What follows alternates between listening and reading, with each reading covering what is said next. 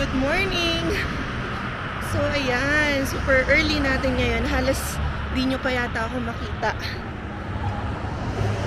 So papunta na naman ulit tayo sa bus stop. And it's just 6:41 AM. So wala pang sunrise. Ayan. Whew.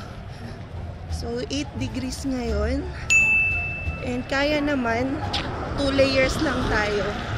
Pero naglagay na tayo ng toque or bonnet para secured and protected pa rin sa lamig. Ayan.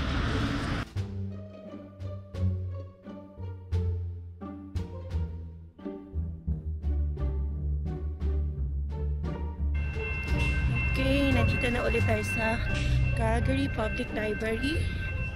Yan, super aga ko ngayon. 7:02 pa lang. At ito yung tawiran.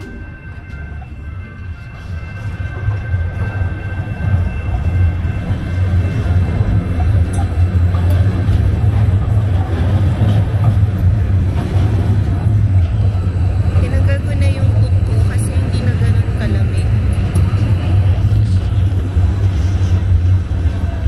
So, it's just 7:02. Ganito kadilim sa downtown pag 7. Pero, ayun, ang dami namang lights. Wala pa lang talagang araw. Ayan. So, maaga-aga ako makakarating. And bakit ba ako maaga? Kasi 3 subjects tayo today. Ayan.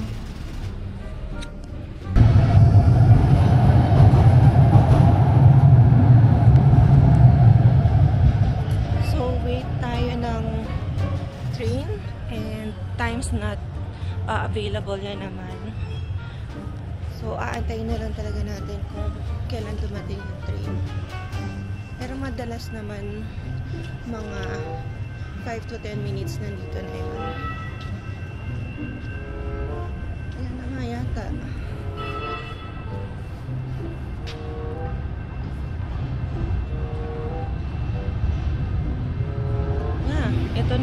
Ito na agad. So, maaga ako makakarating sa school kasi sunod-sunod yung dating ng sasakyan natin.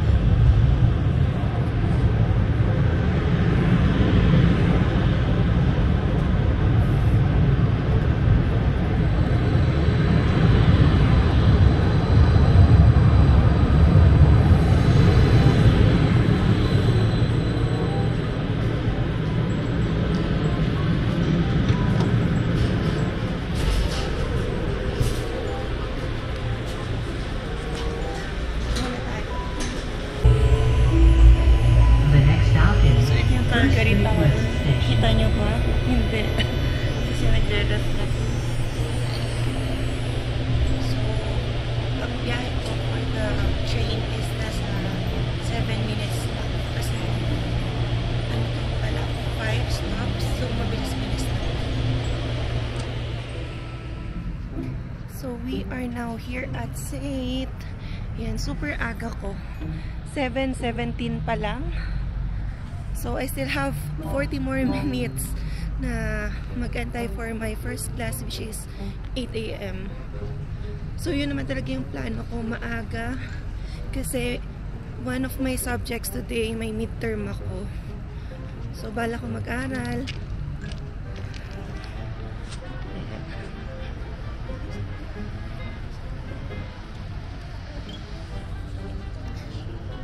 Hindi na ako makita.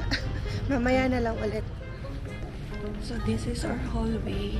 Papunta na ako dun sa gitna kasi nandun yung elevator. Nasa 9th floor yung class natin for the first subject. And then, second subject, wala tayong klase. So, that's the time na mag-review talaga. Dahil yung third subject, yung time may midterms, which is litigation. So, first floor lang naman yun, which is nandito sa hallway na to. Okay. Ayan. So, pagkakanan ko, makikita nyo na ulit ang Tim Hortons. Super famous na Tim Hortons nila. Kasi, nandun din yung elevator. Ayun yung Tim Hortons. Pero tayo akyat na. 9th floor.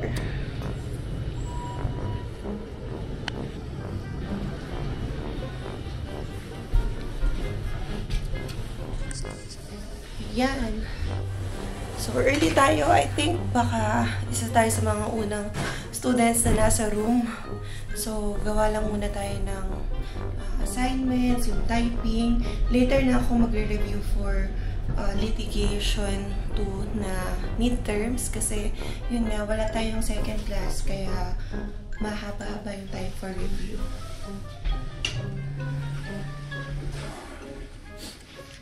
Hi! So, this is my room, 908. Ayun. So, wala pang tao, guys. Buksan natin ang ilaw para hindi tayo matakot. So, meron kaming mga desktop dito sa room dahil dito kami nagtatype. And legal transcription yung first subject namin. Yan, meron kaming parang practicum or practice exam. Yan. So, hindi ko natapos last meeting, so tatapusin ko ngayon. Dito namin ginagamit yung foot pedal and then the headphone. So, yeah.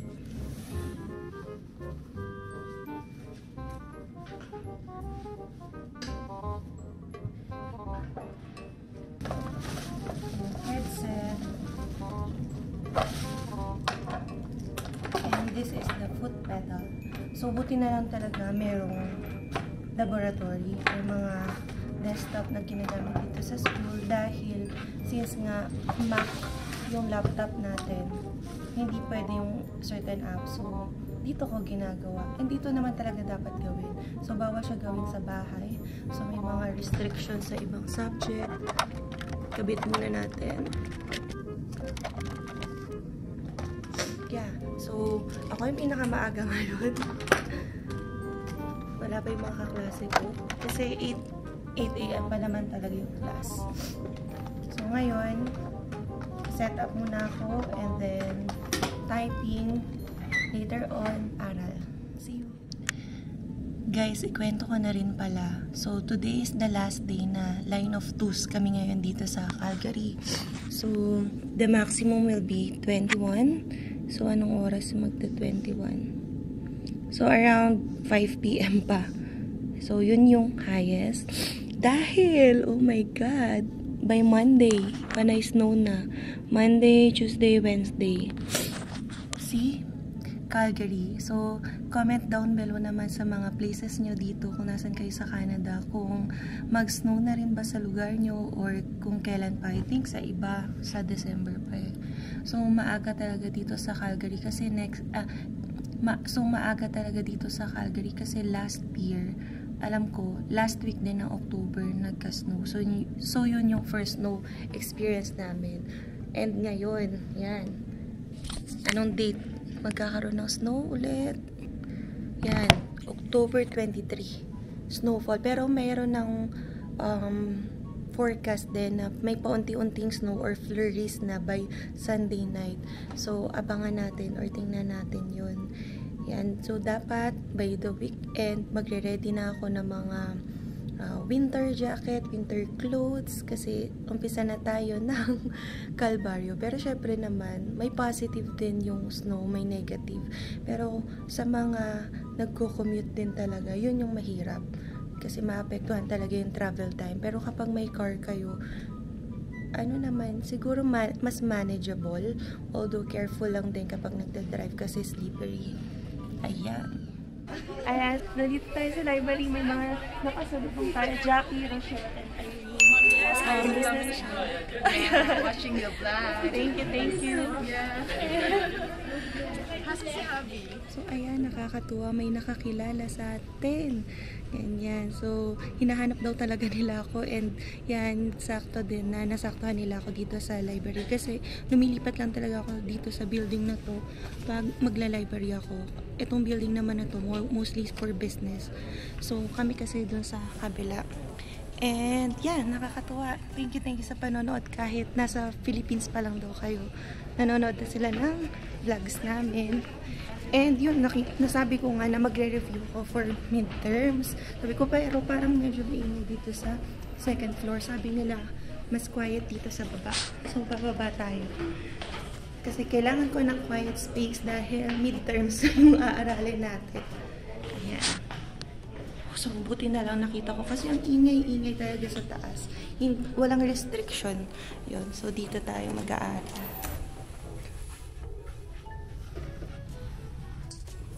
I-tour muna natin. Yun yung space. These are the books. So, may mga upuan sa gilid.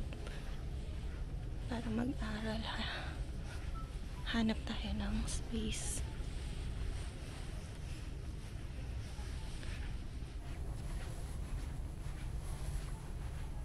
I think dito.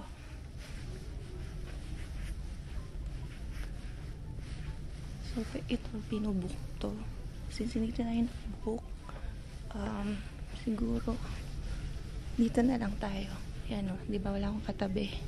So, it will be very quiet for me. Yan, peaceful.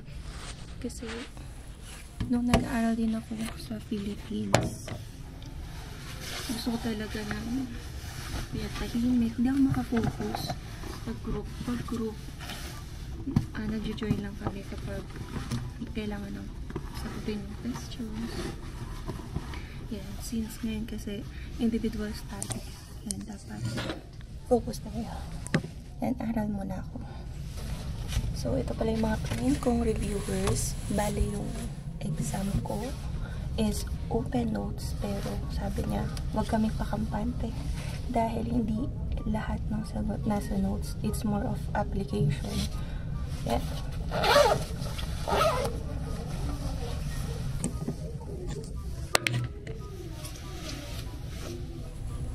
So again, hi sa mga na-meet ko.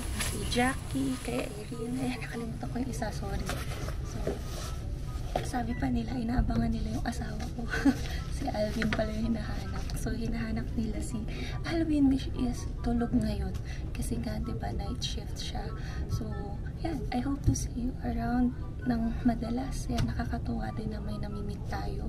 Kasi, yung sa legal assistant program ko, mas konti yung Pinoy. Pero pag BA talaga, business at grabe, nandun lahat ng mga Pinoy. Yan. Okay. Aral na muna tayo. So, PowerPoints and PDFs.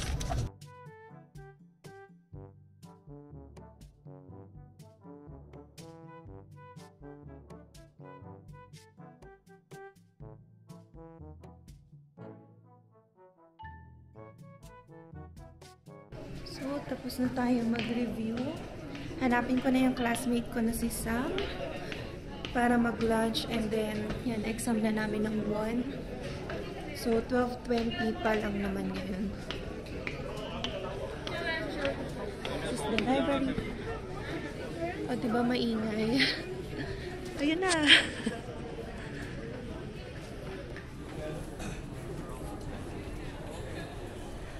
So, dito siya.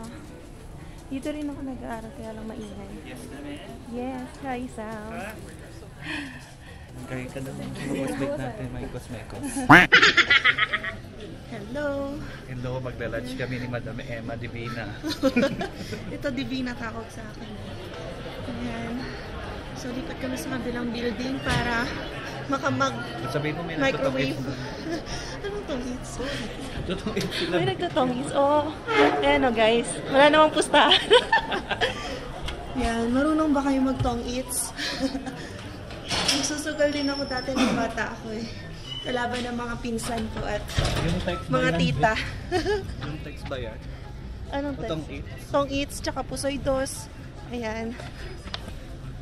Hoy, buti na lang uminit na. Last leg na to.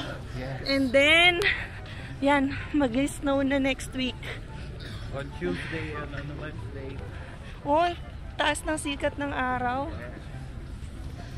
So, hanap muna kami ng table para makapag-microwave at kain ng lunch. So, ano yung ulam reveal mo dyan, be? Igado, be. So, ang ulam niya igado. Ang ulam ko, adobong manok. So, Dapat sinigang. Pinoy na Pinoy. Uy, ang hirap ko yung magdala ng may ano, may sabaw. Sabi na sa ako, gusto mo mag-ano, dinagang kakakain o sinigang. Sinigang, tapos dadalhin sa school. Diba? May maganda rin naman magdala. Kaya mahirap baka mag-spill sa notes. May microwave tayo ng Oo. daing na pusit dyan. Amoy na amoy. So yung microwave, marami yan per building. Mga 5, 10, ganyan. Tapos, yan, kanya-kanya na lang kayong microwave. Pag lunch niyo na. Ready ka na? Ready ka na? Basta, isubo lang yung screen mo. Nakaloko. Hindi, i-arrange tayo eh, no? I-arrange yung seat pala namin. Sa harap ko, tapos isubo na lang yung ano, yung answer. Nang makaka-copy. Ang type ng exam daw kasi may true or false, may short answer or essay. So, hindi ko alam na yung iba.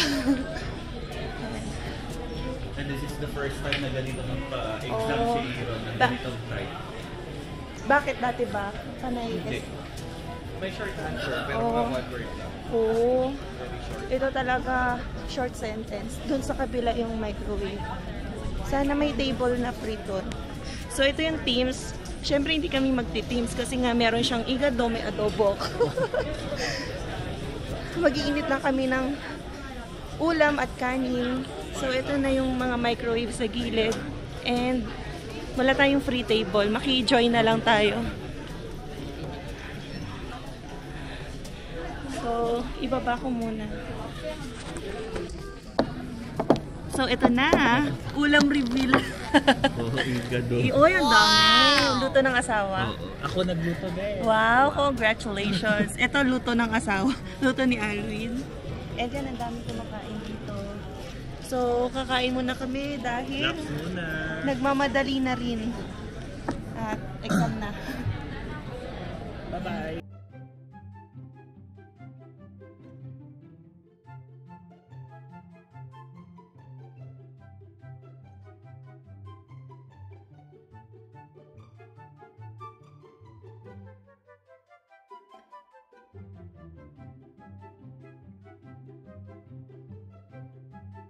Ayan, papunta na kami sa room namin. Kinakabahan na siya. Kinakabahan na. Eh, pero kapante ako dyan sa Ena eh. Bawal mamopya, guys. Ay, di kami bawal dito.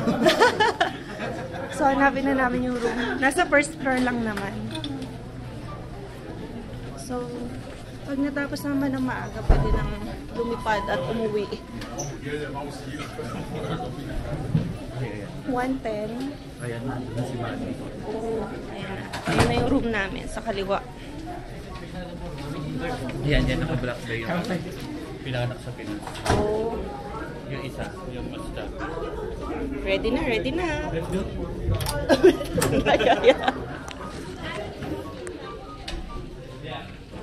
Yan, tapos na tayo mag-midterm exam sa litigation 2.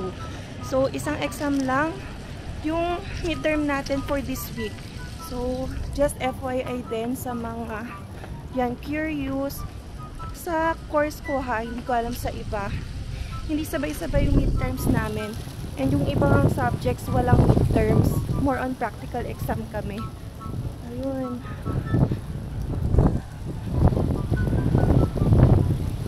Sobrang lakas ng hangin and ano, super taas pa ng araw. Yan ba yung mag-i-snow ng Monday? Diba? Parang hindi naman mag-i-snow sa Monday.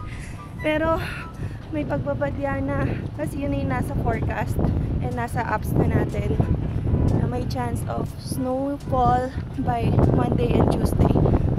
Ayan. So yung exam is 2 hours pero may mga classmates na ako na nakatapos in 30 minutes, 40 minutes ako. Natapos ko siya in 1 hour. Yan. At least, feel ko ano na yun, average. So, we'll see kung ano yung result. Kasi, mostly, ang exam namin, may multiple choice doon. Pero more on analysis talaga. Kasi meron kaming statement of claim and yung mga list of evidence na kailangan mong i-analyze. Yun. Hindi siya talaga memorization. Kailangan ano, parang ma-understand mo talaga yung concept kasi yun yung i-apply mo para makasagot ka. Okay. So, punta na tayo sa train station. Yan, kakadating lang ng train. So, ilang minuto pa muna bago mag-antay ulit. Yan, hindi naman tayo magmamadali. Kasi wala man tayong lakad. And today is Thursday, so off ni Alvin. Feel ko may lalakarin kami sa TD Bank. Yun lang naman. So, basta baka lumabas lang din kami. Sulitin ang araw. Ito. Yan. Habang may araw pa. Kasi, yes, snow na. Syempre, madulas, malamig. Baka malimit na yung labas-labas. So, ayan. Yun, anyway, ganun lang naman yung midterms namin. Actually, na-late pa nga ng start kasi nagka-error. Technical problem sa side ng instructor namin. Pero na-resolve naman na. Ayan. So, ito yung pathway. Again, since papunta na tayo ng train station. Tingnan natin yung temperature ngayon. Oh, 21. Yan. Mainit-init na to para sa Calgary, ha? Kasi sa mga susunod, 1 digit na lang ulit. Tapos minus na. Yun.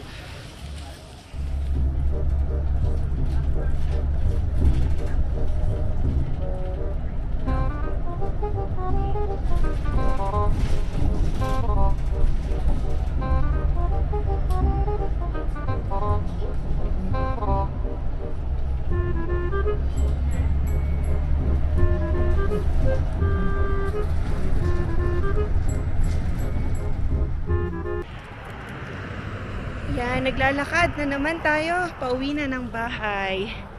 And grabe guys, super init. Ayan yung araw, oh. Tirik na tirik yung araw. So, hindi ko na tinanggal to. Kasi ang lapit ko naman na sa bahay. So, 22 degrees. Ayan. Grabe, ang init.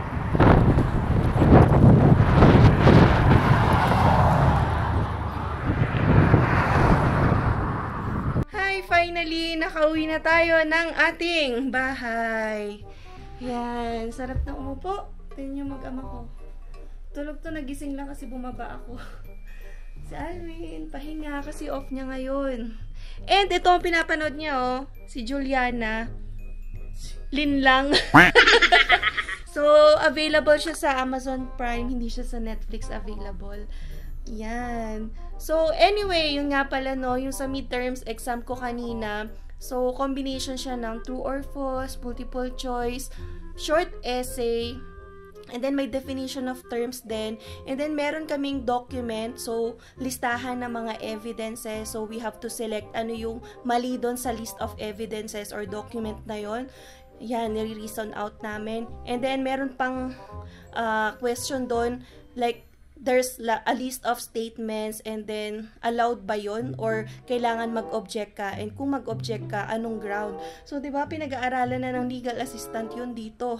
So, kunwari, objection on the ground na irrelevant o kaya elicits ng opinion. So, yun yung mga type ng exam namin kanina kasi litigation to. So, sa other subjects, wala kaming midterms kasi more on practical exam siya and quizzes. Yan, dito sa legal assistant program ko sa SAIT, hindi for a certain week sabay-sabay midterms. So, depende yan sa course or subject namin. Kaya ito, for this week, isa lang kasi sa ibang subject, nag-interview kami, sa iba, more on quizzes, tapos sa iba, more on practical test. Kaya ganyan. So, ayun. Banding na muna kami dito, guys. So, salamat sa pagsama sa ating vlog ngayon. And again, thank you sa mga nanonood and sumusuporta sa aming channel. So, again, comment down below kung taga saan kayo para alam namin kung saan nakakaabot yung videos namin. So, hanggang dito na lang, guys. See you on the next one. Ayaw mag-peace. Bagong gising. Bagong gising. Yun. Peace!